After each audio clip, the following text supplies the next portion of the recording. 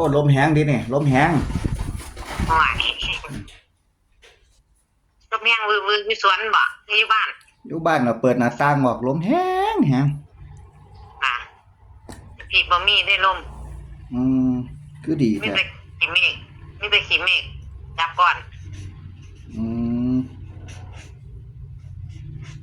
ลมแห้งอยู่เพียมันสิเป็นนักข่าวบ่ได้ลุงเลขนี่เปียงใดจักเรามันก็คือซื่อๆอยู่ซั่นเนาะเป็นซื่มันอบ่ได้นอนมันแมวมันห้องเลยอันนี้บ่ได้หลับได้นอนจักเสร็จ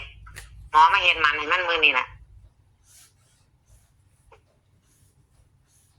แมวอยู่นี่ๆอืมแม่บอกมือเปิดเสียตัวนี้มันห้องยังมือยังขึ้นบ่ได้หลับได้นอนได้โทรให้หมอมาเฮ็ดมันให้มื้อนี้คือว่าเลขเพิ่นได้มาได้มาตัวใด44กันเอาเห็นบ่งวดที่ว่า61ลุง61ที่นำให้61เว้านำมา2งวด3งวดจังมาเข้าเห็นบ่เพิ่นเลยว่าห่วยมันก็สิเป็นคือ61นั่นบ่เว้า2เทื่อ3เทื่อจังเข้าเหมือนกันแต่ว่าก็ซื้อไว้แล้วเด้ซีนี่บ่ลงไว้เพิ่นน่ะแม่นลงไว้เพิ่นน่ะตัวละ1,500กับซื้อเลขไอ้นั่นนำไว้ตัวนึงเลขเสียงเมืองกันเขาเจ้าเอาเขาเจ้าไปเฮ็ดมาซื้อไว้ตัวละ500ตัวเลข3ตัวตัวใดที่เขาเจ้าไปเสี่ยงเฮ็ดมานั่นไอ้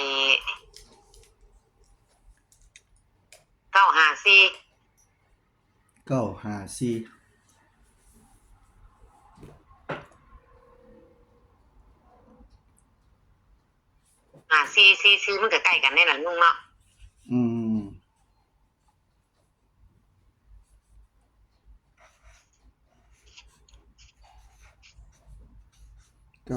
มันว่าได้ไปเสี่ยงเถาะเสี่ยงถ้ามันบ่ฝันก็จะไปงุ่มเสี่ยงเถาะมันว่า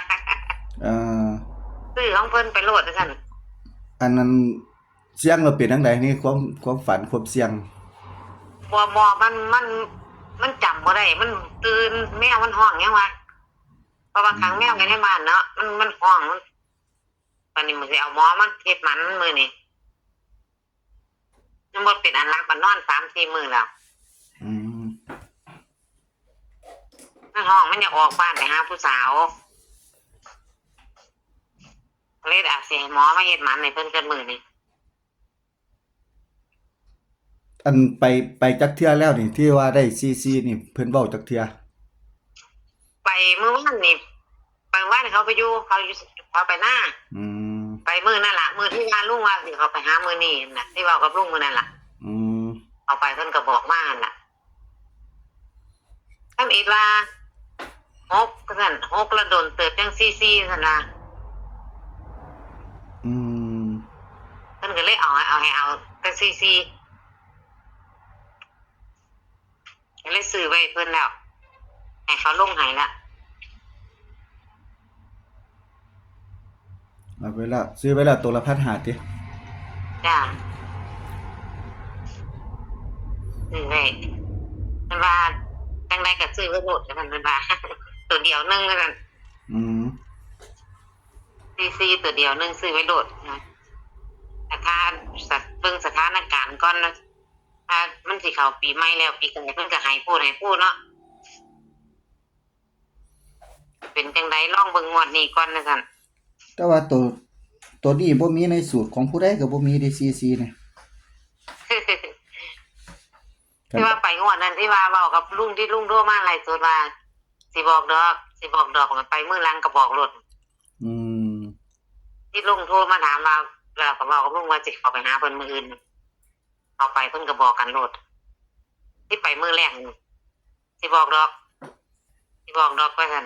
ไปมื้อหลังก็บอกกันมาบ่มีได้หลักสูตรใช้เลยบ่ซี่บ่สูตรอาจารย์ได้ก็บ่มี คิดพอตอนนั้นนั่น เลข6116เป็นบ่นำอยู่2งวด3งวดเห็นบ่บอกที่2งวด3งวด อืม แล้วมาเข้างวดนั่นก็คือสิบ่คือสไตล์นี้บ่งวดนี้ก็ซี่บอกมา2เทื่อแล้วนี่เดี๋ยวก่อนเที่ยวนั่นก็บอกมาถ้ามันเข้างวดนี้ซื้อไว้พอฟังนั่นล่ะเลขมันเป็นเลขเบิ้นเบิ่งสถานการณ์ก่อนปีใหม่เพิ่นสิว่าจังไดให้เฮาเพิ่นสิให้เฮาจังได ซื้อไว้รุ่นแล้วมันเลขกันเบิ้นมันบ่ได้กลับหน้ากลับหลังดอก จ้าครับเอาตัวนั่นล่ะไว้500คูณ500 ใส่ตัว954นี่บ่ จ้าคือซ้ำนี่ล่ะเลขถ้ามันฟันดีก็จังสิเพิ่มเอาแต่ว่าก็ซื้อแค่นี้ กันรออยู่ว่ามื้อนี้วันที่24ตัวนี่ตามนัดหมายแล้วตัวนี่ว่า เออตามนัดหมายแล้วได้แล้วล่ะที่คิดว่าอยู่ในใจนี่เนี่ยต้องได้แล้วนะ บ่ได้เสียงเอาวันเว้าว่าถ้าได้มากันสิตกสิมันไงฟันดีเด้อฟันกับมันกับมีแต่แมวอันนี้เนาะ แต่เก่าฝันนี่เนาะบัดนี้บ่ฝันเนาะ จ้าแต่ว่ากับบ่ทันแน่ล่ะว่าถ้ามันใกล้มื้อต้องฟังใหม่ แต่ว่าก็ทันได้ใกล้มื้อแล้ว ถ้าฟังเบิ่งใหม่ถ้ามันฝันดีเดี๋ยวสิเสียงอีกเบิ่ง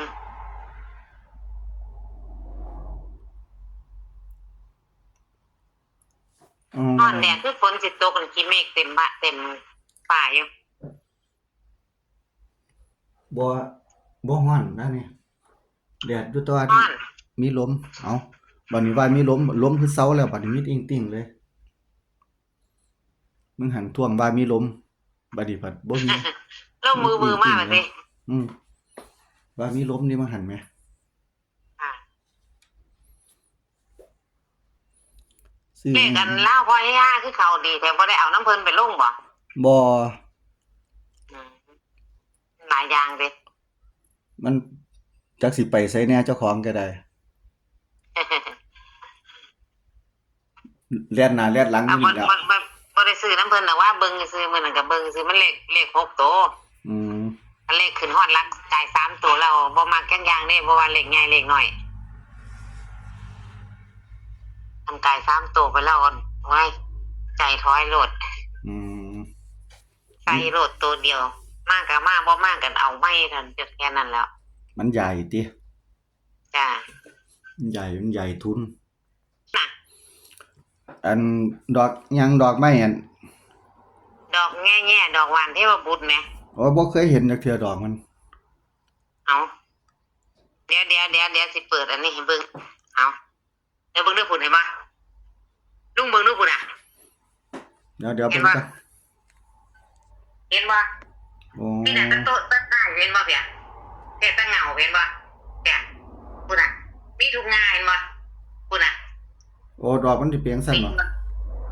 แม่นผุนอ่ะเห็นปะ อืม ผุนอ่ะมีทุกดอกเลยผุนอ่ะผุนอ่ะนี่น่ะผุนอ่ะขึ้นฮอดปลายไปแบบอ่ะผุนอ่ะที่น่ะมึงดูผุนพ่วงผุนผุนอ่ะขึ้นสุดปลายผุนอ่ะตั้งเงาฮอดปลายยังวะ อืม นี่เป็นพ่วงอย่างเซนบ่นี่มีทุกต้น4ต้นก็มีเบิด ปกติมันสิออกตลอดบ่ ต้นนี้ก็เป็นเห็นบ่พี่เห็นบ่พี่พี่ อื พี่ ม สีเงานึงอยู่พี่พี่ออกเบิดต้นนี้ก็เป็นนี่ต้นนี้ก็3พวง4พวงนี่เห็นบ่นี่ อืม เป็นทุกเงาเลย3ตะบางเป็นเบิดทุกอัน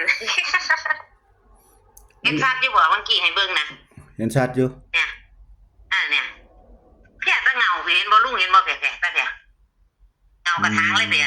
อยู่เงากระถางนี่ก็6 7อันเห็นบ่พี่ฮอดทุกกิ่งแหมเนี่ยแม่นเบิดเลยเปีย โอ้ยคนสิมีโชคแล้วนะ พุ่นน่ะทุกกิ่งเลยพุ่นน่ะ แม่นคนสิมีโชคแล้ว ต้น ซั่น นี้ก็เป็นเห็นบ่นี่เปียค่ะ อืมอ่ะ ตาม ยืน ตัว ยัน ตามหมาน ยืนยัน 3ตัวเด้งวันนี้ต้นไม้ออกดอกลาย เนาะ 3ตัวก็เอาไว้2ตัวก็เอาไว้คือเก่านั่นล่ะ จำมันเนี่ยจัก100คูณ100เนี่ย3ตัว เอาสำหรับแนวทางที่พี่น้องรอนะครับแล้วก็พอเฮงก็รอของน้องสาวนะครับงวดนี้ได้CCนะครับได้CCเป็นเลขของปูแต่ว่าเลขทำพิธีนะครับที่เพื่อนบ้านเพิ่นไปทำพิธีเอานี่เพิ่นเข้าประจำมาซั่นเพิ่นได้มา954นะครับก็เลยเป็นตัวแนวทางอยู่2ชุดนะครับ3ตัวกับ2ตัวนะครับเด้อทั้งหมดทั้งมวลก็พอเฮงก็นำเสนอ เพื่อเป็นแนวทางนะครับให้ท่านใช้วิจารณญาณในการรับชมนะครับเดี๋ยวจะมาพบพ่อกันในคลิปหน้าครับผมอย่ารออย่าลืมรอตามโค้งสุดท้ายเพิ่นเด้อครับเด้ออาเทียเพิ่นฝันดีเพิ่นก็สิมาเว้าสู่เราฟังอีกนะครับผมสำหรับคลิปนี้สวัสดีครับ